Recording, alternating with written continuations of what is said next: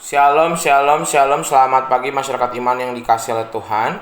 Kita bersyukur hari ini kembali boleh menapaki hari yang baru. Dan kita percaya bahwa anugerah dan kasih-Nya akan menopang setiap kita.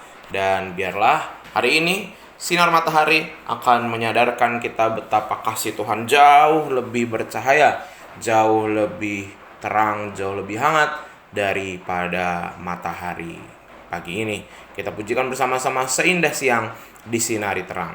Seindah siang disinari terang. PKJ 242. PKJ 242.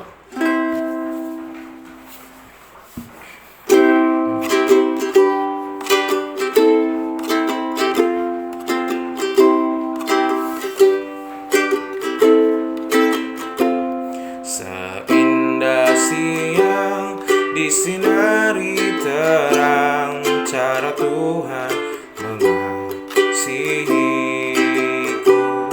Seindah petang dengan angin sejuk, cara Tuhan mengasihiku. Tuhanku lembut dan penyayang,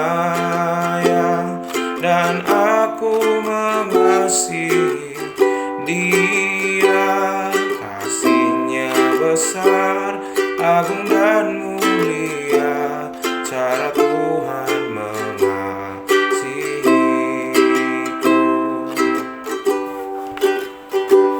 Sedalamnya laut, seluas angkasa, cara Tuhan mengasihiku.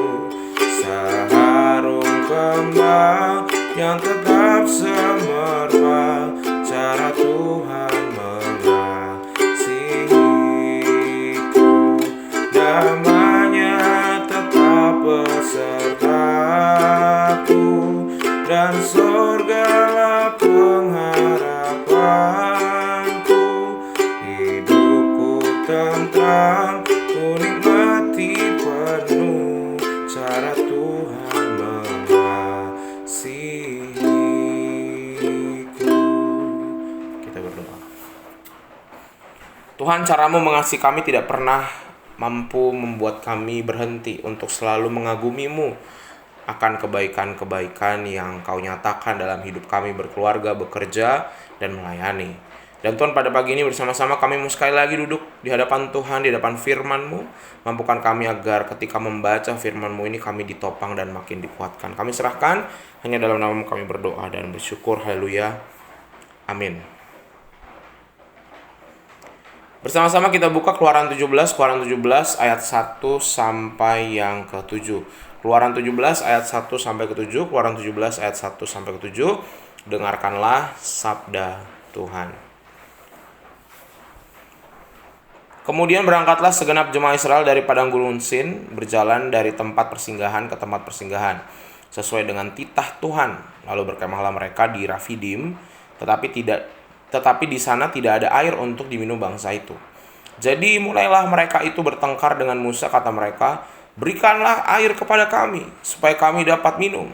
Tetapi Musa berkata kepada mereka, "Mengapakah kamu bertengkar dengan aku? Mengapakah kamu mencobai Tuhan?" Hauslah bangsa itu akan air di sana. Bersungut-sungutlah bangsa itu kepada Musa dan berkata, "Mengapa pula engkau memimpin kami keluar dari Mesir untuk membunuh kami, anak-anak kami dan ternak kami dengan kehausan?"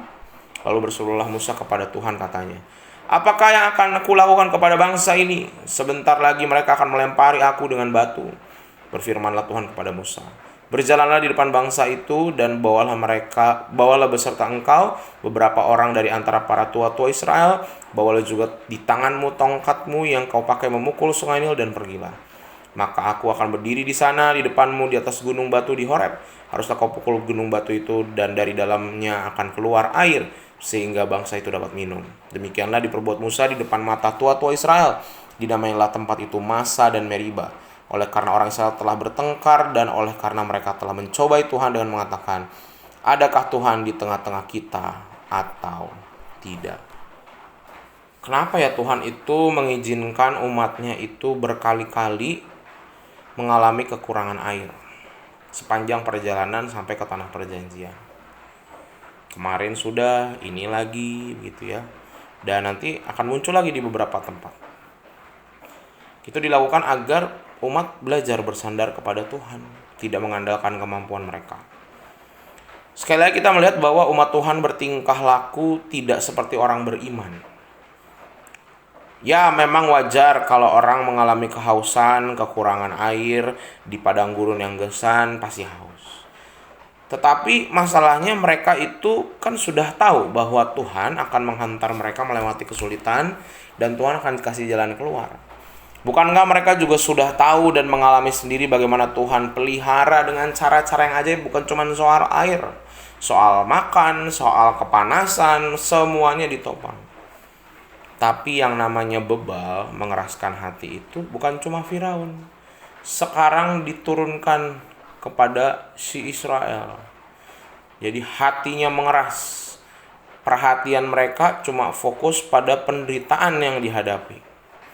Mereka tidak mau pikir panjang bahwa ada banyak hal yang lebih penting daripada soal apa yang kelihatan di fisik.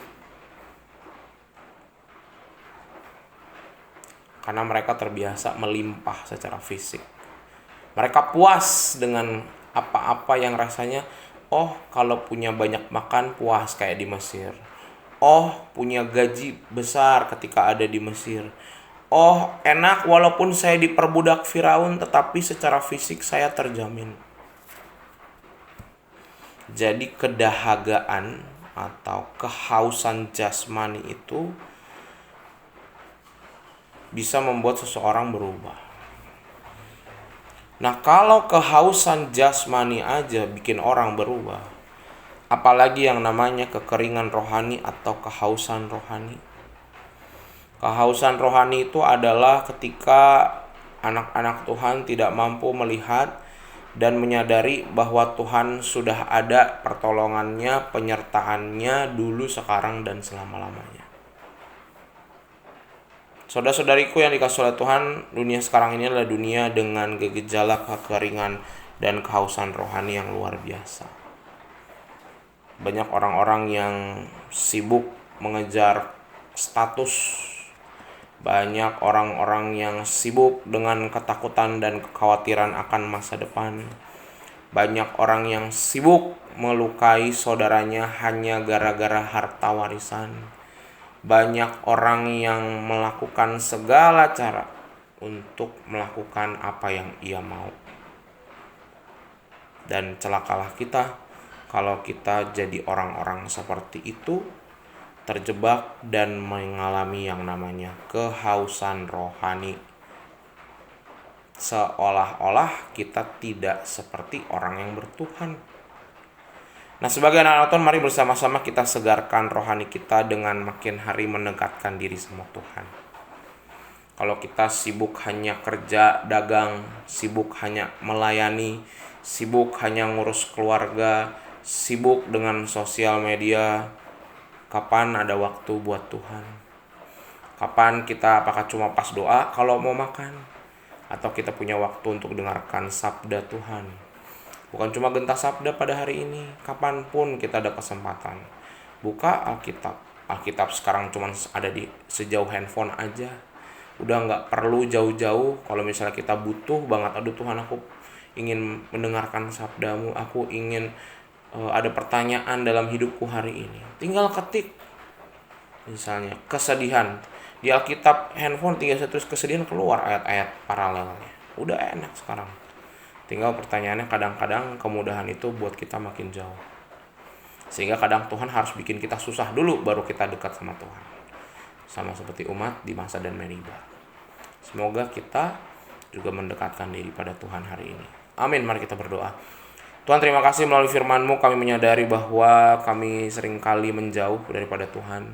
Kami sibuk dengan diri kami sibuk dengan keluhan-keluhan kami mengeraskan hati kami sampai kami lupa buka hati untuk Tuhan.